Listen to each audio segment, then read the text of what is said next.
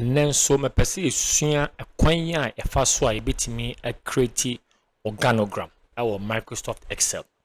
Na commander ebe use no matuni din SmartArt. And ebe use edia a create ye organogram no. Ohwe me layout na maye wa ase na. Ebe use layout we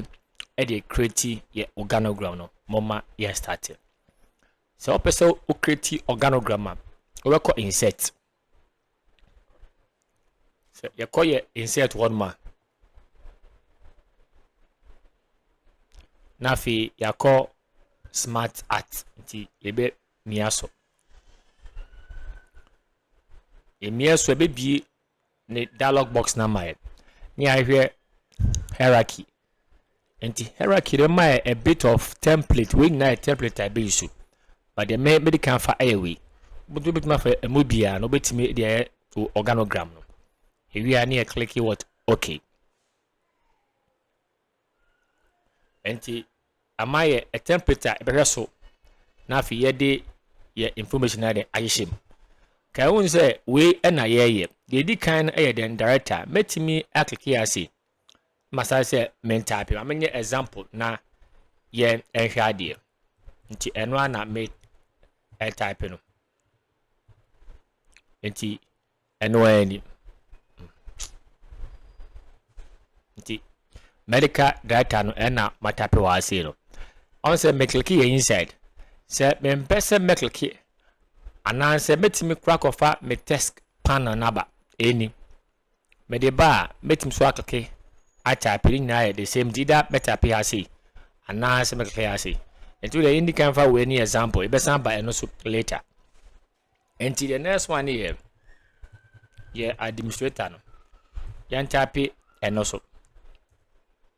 yemfa eno so emfa mbra eno ani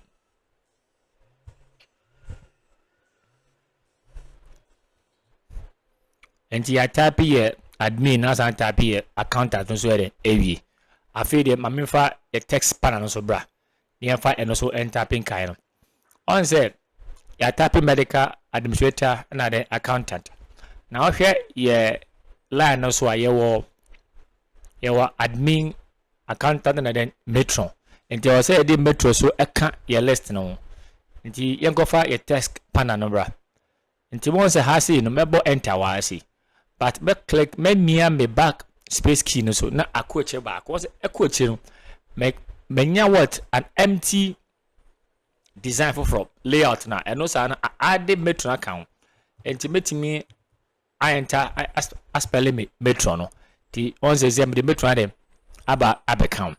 ye hwe accountant na se a ye woni ma 2 na wo ba ko ye den ye cashier no nti enna ma enter no na on say but eno ma ba ko to the just boy enter ke e person create under one so e the amount and I did this one also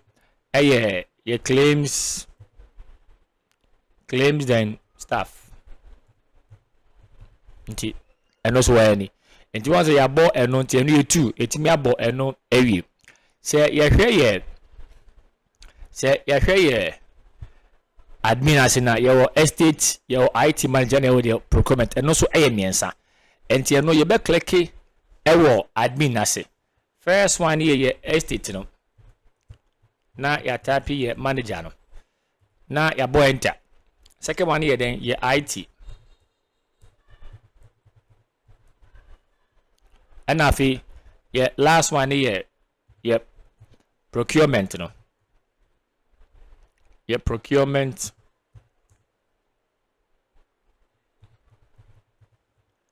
manager and you want say does obetini bi account na ma dwumedia odi no etima ye sample and you want say big akrewe etime ebawade akreti ye organogram na wi o de excel onimemu na o de adwuma emadwuma ne easy edemo we no ya ye wi de kan ye wanga so betimi ade increase o font size no betini bi account design de obi bi obetimi ade nya ewa ase ba me de say me guide eke me ma layout no and I say me creative foundation on how to create what organogram our your Microsoft Excel